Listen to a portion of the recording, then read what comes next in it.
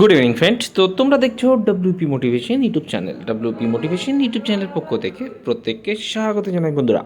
তো আমি অরিজিৎ দা। তো আশা করি তোমরা প্রত্যেকে খুব ভালো আছো এবং খুব সুস্থ আছো।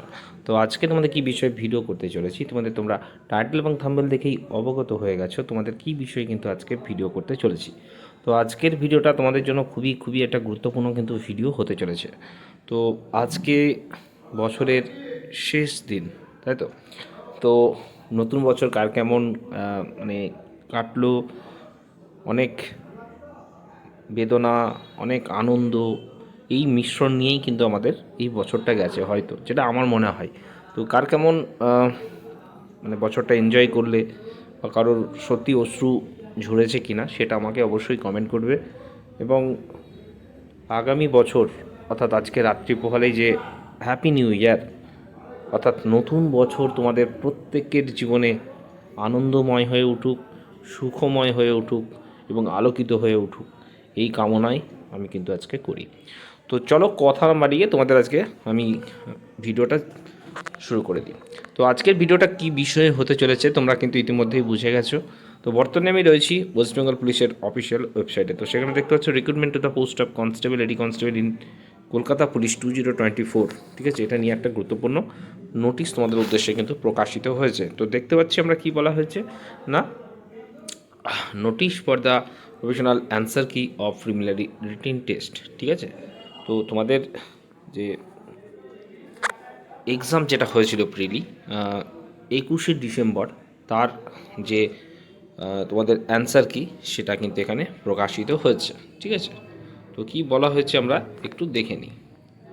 দেখতে পাচ্ছ সেই notice, recruitment to the post of constable, lady constable in Kolkata police 2024, তাই তো। তো তোমাদের দেখতে পাচ্ছ যে 100টা কোশ্চেনে তোমাদের অ্যান্সার কিন্তু দেওয়া হয়েছে, যেটা 21 তারিখে তোমাদের কিন্তু এক্সামটি হয়েছিল। ঠিক আছে, তো এটা 7 দিনের জন্য তোমাদের কিন্তু বরাদ্দ থাকবে, যেটা আজকে থেকেই তোমাদের কিন্তু চালু হয়ে যাচ্ছে। ঠিক আছে, তো দেখতে পাচ্ছ এখানে তেমনটাই কিন্তু বলা হয়েছে। আজ থেকে ঠিক 2 দিন আগে তোমাদের ডব্লিউপি কনস্টেবলের কিন্তু রেজাল্ট প্রকাশিত হয়েছে। তো সেই রেজাল্ট প্রকাশিত হওয়ার আগে যখন আমি ভিডিও প্রোভাইড করেছিলাম, সেখানে কিন্তু তোমাদের অলরেডি আমি বলে দিয়েছিলাম যে এই ডব্লিউপি কনস্টেবলের পর্ব মেটার সাথে সাথেই তোমাদের কিন্তু কেপির অ্যান্সার কি প্রকাশিত হয়ে যাবে। তো দেখতে পাচ্ছ মাঝে শুধু একটা দিন ব্যবধান ছিল। এই একটা দিনে ব্যবধানের পরে পরেই কিন্তু তোমরা সেই চির আকাঙ্ক্ষিত যে তোমাদের রিক্রুটমেন্ট, সেটার কিন্তু তোমরা কিন্তু অ্যান্সার কি কিন্তু পাবলিশ হয়েছে। তো দেখতে পাচ্ছ এখান থেকে এক থেকে পরপর আমরা দেখতে পাচ্ছি যে 100টি যে কোয়েশ্চেন্স রয়েছে তার কিন্তু অ্যান্সার কি এখানে দেওয়া রয়েছে। তো কিছু প্রশ্নের মনে হচ্ছে আমারও কোথাও ভুল রয়েছে। একটা কালারের যেটা দেখলাম হলুদ রয়েছে একটা, যেটা সম্ভবত এটা একটু হয়তো কোনো মিস্টেক হয়েছে আমার যেটুকু মনে হচ্ছে, এবং আরও দু একটা প্রশ্ন কোথাও একটু কনফিউশন লাগছে। ঠিক আছে, তো যাদের মনে হচ্ছে যে এরকম হয়েছে তোমাদের কিন্তু দেখতে পাচ্ছ এর আগে যে নোটিশ, সেখানে কিন্তু পিআরবি থেকে একটা মেইল করতে বলা হয়েছে তোমাদের। ঠিক আছে, সেই পার্টিকুলারভাবে পিআরবির মেলের নয়, তোমরা দেখো ওই লিঙ্কের একটা যেটা লিঙ্ক দিয়েছে এর ওপরে, সেখান থেকে তোমাদের কিন্তু মেলটা ডিরেক্টভাবে করতে বলা হয়েছে। ঠিক আছে, তো এটুকু তোমাদের আশা রাখি যে তোমাদের যে রেজাল্ট, ঠিক আছে, অলরেডি আমি যখন পরীক্ষা দিয়েছিলে তারপরে পরেই কিন্তু আমি তোমাদের উদ্দেশ্যে ভিডিও প্রোভাইড করে দিয়েছিলাম।